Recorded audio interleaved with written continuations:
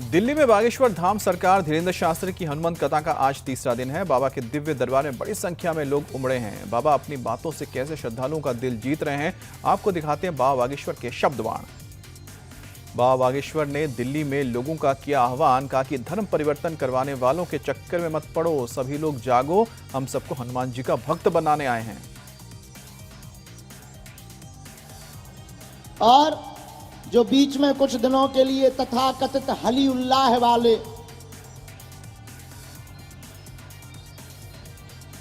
ऐसे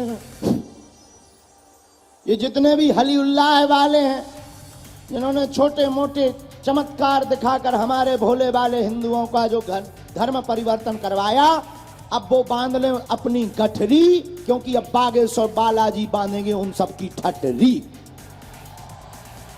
हाँ, अब तो भारत में केवल हनुमान जी का नाम चलेगा और मुगदर चलेगा, बाकी जय श्री राम चलेगा।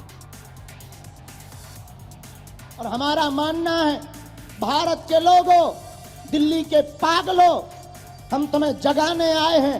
पर्चा तो बहाना है, चमत्कार दिखाना तो बहाना है, असलियत में तुम सबको हनुमान जी का बनाना है। हम चाहते कि तुम किसी तांत्रिक मौलवी मौला या किसी भी ओझा गुनिया, चाहे वो किसी भी मजहब का हो, चाहे वो किसी भी धर्म का हो, तुम ऐसे तथाकथित के चक्कर में ना पड़ो।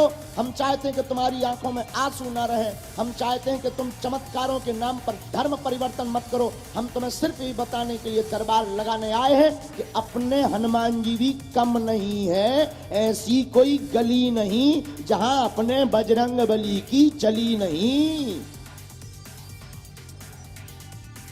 बाबा बागेश्वर ने एक बार फिर हिंदू राष्ट्र का आह्वान किया, कहा कि अगर इस बार नहीं जागे तो मुश्किल होगी। कलयुग में बाबा बागेश्वर का दरबार इसलिए ही लग रहा है, भारत का हर बच्चा अपने मुख से हिंदू राष्ट्र बोलेगा।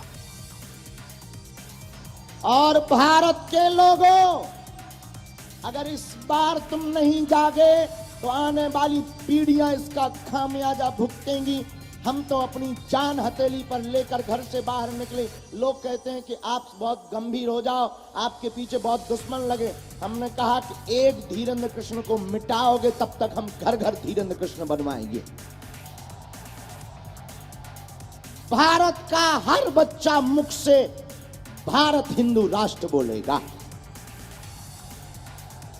अब कितनों को मिटाओगे, कितने षड्यंत्र करोगे? मेरे पागलों, हनुमान जी मानो। हमारा मानना है कि कलयुग में बागेश्वर हनुमान जी का दरबार लगता ही उन लोगों के मुंह पर तमाचा मारने के लिए जो कहते कि सनातन धर्म तो पाखंड है, झूठ है, इसमें कुछ नहीं, उनकी ठठरी। आओ बागेश्वर बालाजी के दरबार में बांधेंगे तुम्हारी गठरी। बाबा बागेश्वर ने हिंदू धर्म की हालत पर भी चिंता जताई, कहा कि भारत के लोग जगे होते तो आज जो हिंदू धर्म की जो हालत है वो कभी नहीं होती। हमें भरोसा है कि आज हिंदू सनातनी जागेगा। हम लोग कहते हैं, हमें भी कई लोग मिलते हैं, महाराज जी आप चिंता ना करो, आप तो हिंदू राष्ट्र की बात करो और भारत को हिंदू राष्ट्र बनवाओ, हम तुम्हारे लिए खून पसीना बहा दें। ऐसा बोलते हैं, बोलना भी चाहिए, लेकिन संसार वालों में और हनुमान जी में बहुत अंतर है। संसार वाले कहते हैं खून पसीना बहा देंगे, लेकिन पसीना और खून तो ठीक है, पसीना तक नहीं बहा।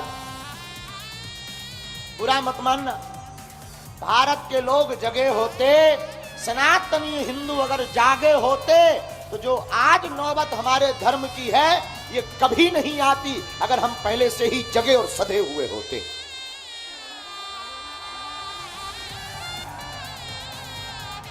जब हमारे विद्यालयों पर आक्रमण किया, जब हमारी संस्कृति पर आक्रमण किया, जब हमारे साधु संतों पर आक्रमण किया, जब हमारे सोमनाथ जैसे मंदिरों पर आक्रमण किया, अगर उसी वक्त भारत के लोगों ने एकजुट होकर केवल ललकार दिया होता तो दुनिया की किसी भी शक्ति में आंख उठाकर भारत की तरफ देखने की क्षमता नहीं थी।